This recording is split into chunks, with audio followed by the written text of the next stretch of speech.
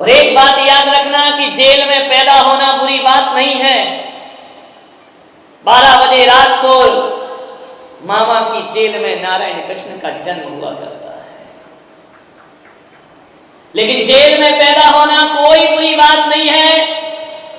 नारायण कृष्ण ने संदेश दिया कि जेल में पैदा होना बुरा नहीं है, जेल में जीना और जेल में मरना बुरा हुआ करता है, जन्म लेना जेल में बुरा नहीं हुआ करता है। नारायण कृष्ण ने कहा कि आदमी जन्म से नहीं, आदमी कर्मों से महान। बस यही महावीर का संदेश है कि जन्म से कुछ नहीं, जीवन महत्वपूर्ण होता है। आप कहां पैदा हुए इसका कोई मूल्य नहीं है, आप कहां जिए और कहां मृत्यु को प्राप्त हुए इसका बहुत मूल्य जीवन में हुआ करता है। नारायण कृष्ण का जीवन बड़ा उतार चढ़ाव भरा।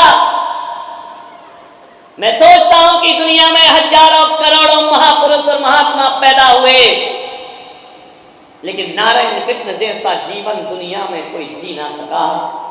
ऐसा कौन महापुरुष है जिसका जन्म जेल में होता हो, जिसकी जवानी महलों में बीतती हो और जिसका अंत समय जंगल में समाप्त हुआ करता हो। नारायण कृष्ण ने जेल का जीवन भी जिया, नारायण कृष्ण ने महल का जीवन भी जिया और मृत्यु के अंतिम समय जंगल का जीवन भी उन्होंने स्वीकार किया। ध्यान रखना, बहुत कम ऐसे महापुरुष इस धरती पर हुए हैं।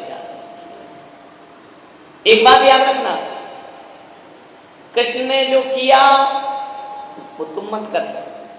बहुत पिटोगे, ध्यान रखना, इतने पिटोगे कि जहां वो पैदा हुए वहां तुम्हारी मौत होगी। ध्यान रखना,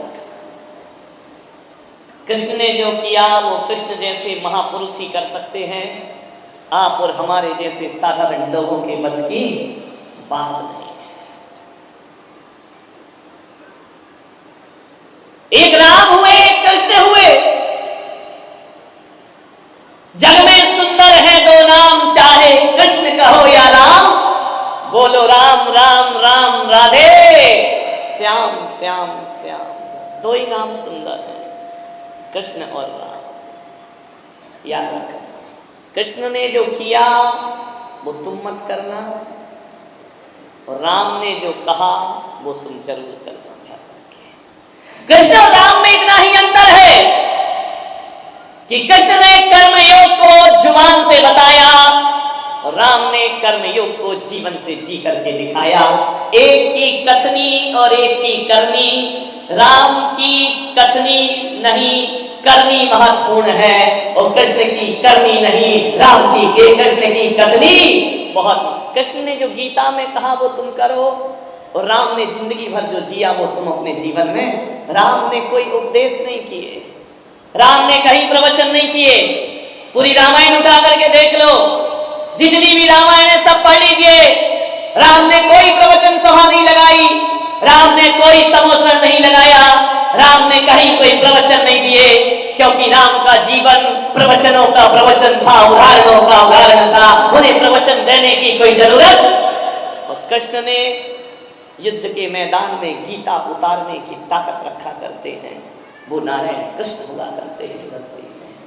कृष्ण के उपदेश कार्यकारी है और राम का आचरण कार्यकारी है। राम जीवन भर महापुरुष बने रहे, राम ने जीवन भर देवता बनने का पुरुषार्थ किया। श्री राम भगवान बनकर जिए, कृष्ण ने अपने जीवन में कभी देवता या भगवान बनने का पुरुषार्थ नहीं किया। उन्होंने तो जीवन भर एक मानव के रूप में जीते रहे, एक इंसान के रूप में जीते रहे। कृष्ण ने मानवता का धर्म दिया और श्री राम ने देवत्व का धर्म इस धरती को सौंप कर चले गए। 3 महापुरुष हुए, राम, कृष्ण, महावीर। बड़े आदर्श से इस देश के राम, कृष्ण और महावीर तीनों के जीवन बिल्कुल विपरीत। राम ने जीवन भर मर्यादाओं का निर्माण किया, राम मर्यादा पुरुषोत्तम कहलाए। राम ने जीवन इतना मर्यादित कर दिया, इतना सीमित कर दिया। राम ने जगह जगह मर्यादाओं की रेखा खींची, राम ने जन्म से लेकर निर्वाण तक कभी श्री राम ने मर्यादाओं का उल्लंघन नहीं किया।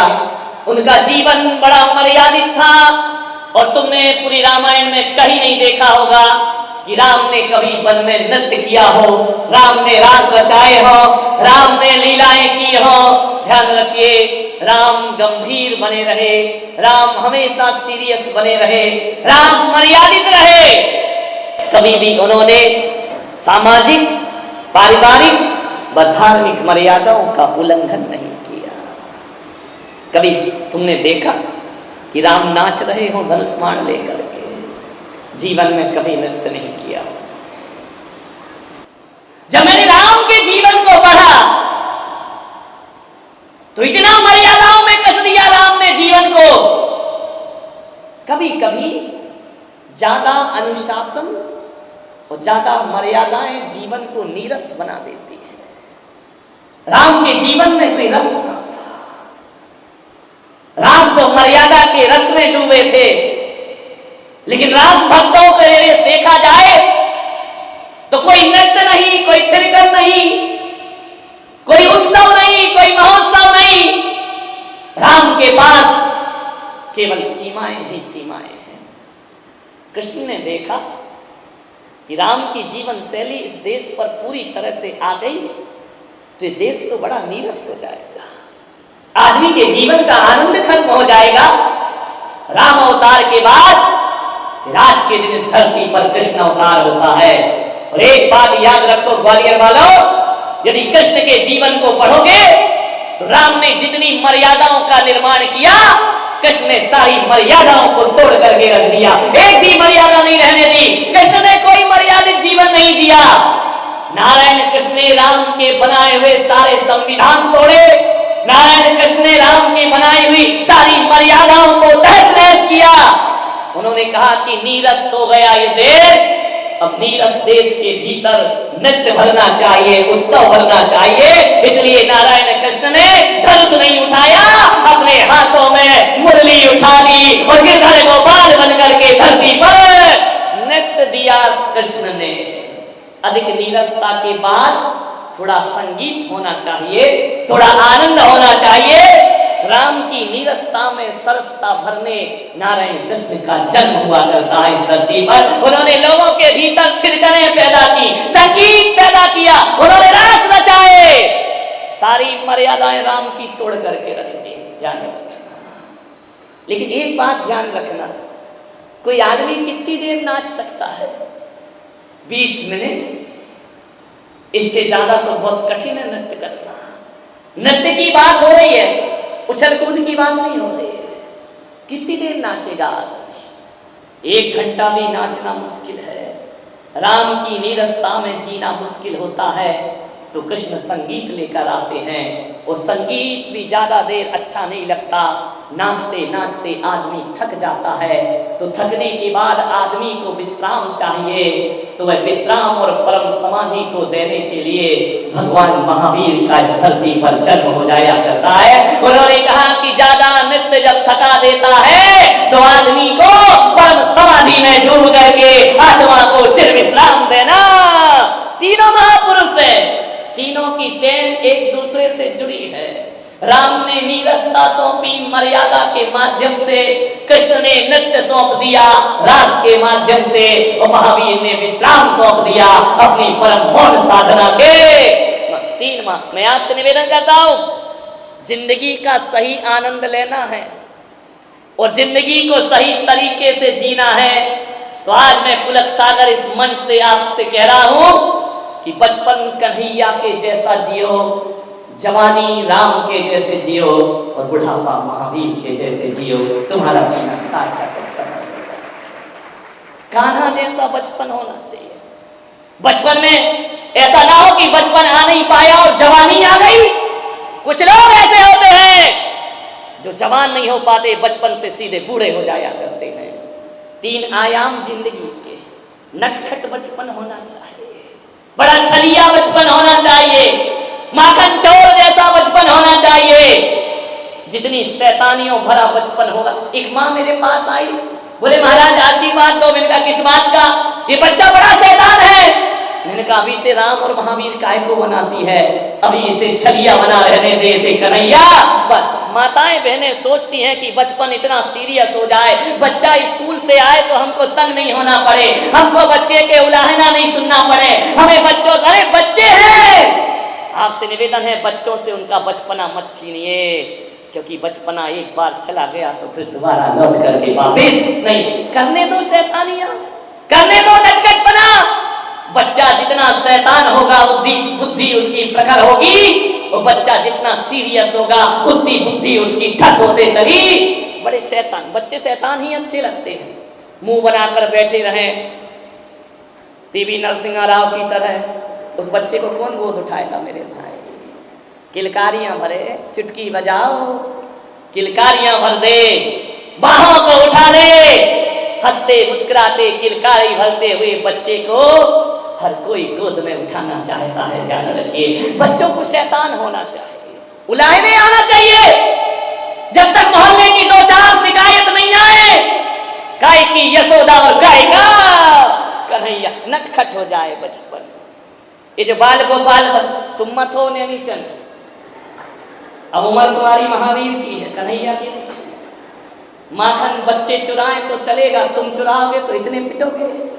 ध्यान रखना, कन्हैया की बराबरी मत करना, सुधर जाओ। राम की जिंदगी भी गई तुम्हारी, कृष्ण की भी गई, अब तो महावीर का दिख रहा है साफ सुपड़ा। ध्यान रखिए, शैतान बचपन होना चाहिए। विचार करिए, यदि बचपन में शैतानियां ना हुई तो बचपन हमने जिया ही नहीं। और एक बात याद रखो, 30 साल तक तो आप अपने जीवन में 16 साल तक तो कृष्ण जैसा बचपन जियो, लेकिन जिस दिन 16 से 18 साल के हो जाओ, राम जैसी मर्यादाओं का निर्माण हमारे जीवन में हो जाना चाहिए। फिर बचपना छूट जाना चाहिए, फिर हमें जवान हो जाना चाहिए, और जो मर्यादाएं श्री राम ने बनाई हैं उन्हें अपने जीवन का सूत्र बना लेना चाहिए। और 30 साल के बाद जवानी भी गई, 30 और 40 साल के बाद महावीर जैसी गंभीरता हमारे भीतर आ जाना चाहिए। 50 साल के बाद वैराग्य की धारा में आदमी को बह जाना। महावीर वैराग्य के शिखर हैं, वह अनासक्त जीवन की शुरुआत जिनसे हुआ करती है। मान्यवर नारायण श्री कृष्ण ऐसी महान आत्मा हुए जिन्होंने वैदिक परंपरा और श्रवण परंपरा का गठबंधन कराया। नारायण श्री कृष्ण के उस परिवार में एक महापुरुष का जन्म नहीं हुआ, दोनों महापुरुषों का जन्म होता है। वासुदेव से नारायण कृष्ण का जन्म होता है, वासुदेव के भाई समुद्र विजय से तीर्थंकर नेमिनाथ का जन्म हुआ करता है। एक ही परिवार, दोनों चचेरे भाई। एक ने पूछा हिंदू और जैनों का रिश्ता क्या है? मैंने कहा दोनों का रिश्ता भाई भाई का रिश्ता हुआ करता है। ध्यान रखिए, नारायण कृष्ण वो हुए जिन्होंने वैदिक परंपरा की परचम फहराई, और नेमिनाथ तीर्थंकर वो हुए जिन्होंने जिन शासन का पचरंगा आकाश में लहरा। एक ही परिवार में दो पैदा हुए, कृष्ण बड़े भाई, नेमिनाथ छोटे भाई। क्या बड़े रूप है नारायण कृष्ण के। करुणाशील बने तो इतने करुणाशील कि रोम रोम से करुणा छलक पड़ी। योद्धा बने तो ऐसे योद्धा कि युद्ध की नीतियां भी जिनसे घबरा जाती थी। साधारण बने तो इतने साधारण कि ग्वाल वालों के साथ गैया चराने पहुंच जाते थे। और बचपन हुआ तो ऐसा बचपन कि माखन चुराने पहुंच जाते थे। रास रचा तो ऐसा रास कि भूल ही गए कि कोई गोपी किसी की पत्नी है, किसी के परिवार की है। बंसी छेड़ी तो ऐसी बंसी छेड़ी कि सारी दुनिया उनके तरफ खींचते हुए चली आ गई। वारे नारायण कृष्ण कितने रूप धरे, एक मनुष्य का पूर्ण अवतार नारायण श्री कृष्ण। रात दिन उलाहने आते, मैया यशोदा तेरा कन्हैया हमारी मटकी फोड़ता है, मैया ये गाय का दूध पी जाता है, मैया यशोदा ये चीर चुराता है, हमें नहाने नहीं देता है, कदम पर बैठ करके हम गोपियों का जीना हराम कर रखा है इसने। दूध भरी मटकी ले जाती है, माखन भरी मटकी ले जाती है, एक पत्थर से गुलेल से मारता है, सारी मटकी फूट करके सारा दूध बह जाता है। मैया यशोदा परेशान हो गई कृष्ण की नटखट की शिकायत सुनते सुनते। जो गोपी आए वो शिकायत कर जाए कि मां तेरा कन्हैया बहुत परेशान करता है, क्या करे। यशोदा मैया ने ओखली से हाथ पैर बांध दिए, शैतान अब तू बाहर नहीं निकलना।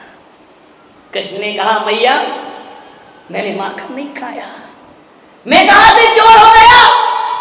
ख्याल परत है ग्वाल माल मिल, मेरे मुख लिपटायो मैया मोरी मैं नहीं माखन। तू नहीं माखन चुराया है, तेरा बेटा तेरा लल्ला चोर हो सकता है। ये देख तेरे मुंह में माखन लगा है, ये तो ग्वाल वालों ने मेरे मुंह में जबरदस्ती लिपटा दिया है, मैं कहां से माखन चुराऊंगा। ये जो सखियां हैं जो गोपियां हैं ना, ये मेरे मुंह में माखन लगा देती है मैया, और तेरे से आकर शिकायत कर दिया करती। मैया समझती छलिया तू किसको छल रहा है, सब मालूम है मुझे तू बहुत शैतान है। मैं पानी लेने जाती हूँ और तू ग्वाल वालों के साथ खड़ा होकर जब मेरी ही मटकी फोड़ देता है, तू मोहल्ले की मटकियां क्यों ना फोड़ेगा, मैं सब समझती हूँ। आज कान्हा तू बाहर निकला तो ध्यान रखना, दोनों हाथों को ओखली से बांध दिए मां ने। सांझ ढलने लगी, गोपियां रोती रोती आई, मैया यशोदा अब क्या है, आज तो मेरा कान्हा बाहर नहीं गया ना, आज तो किसी के कपड़े नहीं चुराए, आज तो किसी की मटकी नहीं फोड़ी। फिर मैया यशोदा इस कन्हैया को छोड़ दे मां। हंस रहे हैं बाल गोपाल हाथ बंधे हुए रस्सी से, ओखली भी धन्य हो गई, रस्सी भी धन्य हो गई। नारायण के कर का स्पर्श करके हरि काग के भाग बड़े सजनी, हरि हाथ से ले गए माखन रोटी। कौआ भी माखन रोटी छीन कर ले जाता है। ताता थैया कर रहे हैं बाल गोपाल। गोपियों ने कहा, ग्वालों ने कहा मैया इसको छोड़ दे, इसे मत बांध। मैया यशोदा ने कहा अब नहीं छूटेगा, ऐसे सुधरने वाला नहीं, अब ये कन्हैया ओखली से हमेशा बंधा रहेगा। रोने लगी, भीग गई आंखें, ग्वाल बाल सिसकने लगे, मैया छोड़ दे, मैया छोड़ दे। पूरा गोकुल सूना हो गया, गोकुल में मन नहीं लगता, गलियां वीरान हो गई। अरे तुम ही तो आकर शिकायत करती हो, तुम ही तो उलाहने देती हो कि ये कन्हैया बड़ा परेशान करता है। क्या करे मैया, ये गलियों में आता है तो परेशान करता है, और ओखली में बंधता है तो भी परेशान करता है। अब क्या हुआ, अब मेरे कन्हैया ने क्या किया। अरे इसने सब कुछ किया। बोले क्या किया, पूरे गोकुल की रौनक छीन ली इसने। आज दिन भर से घर नहीं निकला ना, मां हम भूखे मर जाएंगे। भूखे मर जाओगे, अरे ये माखन चुराता है, अब खूब माखन रोटी खाओ। नहीं मैया यशोदा, जब से तूने इसे बांधा है ना, गायों ने दूध देना बंद कर दिया है। एक भी गाय अब दूध नहीं दिया करती है, सबका दूध रुक गया है, स्तंभित हो गए सबके थन। बछड़े गाय के थनों में अपना मुंह नहीं लगाते हैं। गाय रास्ता देख रही है, कहाँ है मेरा कन्हैया, कहाँ है वो नटखट, माँ इसे छोड़ दे। पूरा गोकुल गोरस से वंचित रह जाएगा यदि ये गौशालाओं में नहीं जाएगा। एक भी गाय दूध नहीं देगी, फिर कहाँ का माखन, कहाँ की मटकी, सारा गोकुल भूखा मर जाएगा। मैया यशोदा ने कहा, कन्हैया मैं करूं क्या तेरे साथ। जैसे ही बंधनों को खोला, गायों ने अपने थन ढीले कर दिए और दूध की धार पूरे गोकुल में बहा दी जाती है। ये सा कन्हैया का बचपन। गायें दूध देना बंद कर देती थी जिस दिन कन्हैया के दर्शन नहीं हुआ करते थे। मान्यवर, कैसा बचपन रहा बाल गोपाल कृष्ण का। गोपियों से कहा यशोदा ने कि अब फिर मटकी की शिकायत मत करना। बोले मैया आज समझ में आ गया, ये तेरा कन्हैया है ना, मटकी नहीं फोड़ता तो क्या करता है, ना माखन की मटकी फोड़ता, ना दही की मटकी फोड़ता। हकीकत में देखा जाए तो तेरा कन्हैया हमारे पापों की मटकी फोड़ता है, हमारे दुर्भाग्यों की मटकी फोड़ता है। अरे माखन की मटकी तो बहाना है, हमारी बदकिस्मती की मटकी फोड़ता है। आओ कन्हैया आओ और मटकियां फोड़ो, ये हमारे पापों की गगरी जो सिर पर रखी